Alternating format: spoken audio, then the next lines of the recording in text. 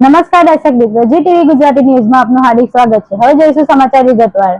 સુરતના ડિંડોલી વિસ્તારમાં આવેલી સનરાઈઝ વિદ્યાલયમાં અભ્યાસ કરતી એક વિદ્યાર્થીનું લિવિંગ સર્ટિફિકેટ ન મળવાને કારણે ગુસ્સે થયેલા વાલીએ શાળાના આચાર્ય સાથે ગેરવર્તણૂક કરી ધમકી પણ આપી। આ સાથે ગુસ્સામાં તેણે રિસેપ્શન કાઉન્ટર પર પહોંચી જઈ કોમ્પ્યુટર ઉચકીને ફેંકી દીધું। આ બનાવ 15 નવેમ્બર 2025ના રોજ બપોરે 11:45 વાગ્યે બની।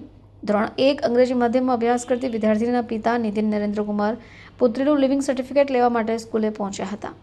આચાર્ય સુધાકર પાંડા દ્વારા ડિંડોલી પોલીસ મથકમાં ફરિયાદ કરાઈ છે। વાલી નીતિન નરેન્દ્ર કુમાર દ્વારા લિવિંગ સર્ટિફિકેટની માંગણી કરાઈ હોય।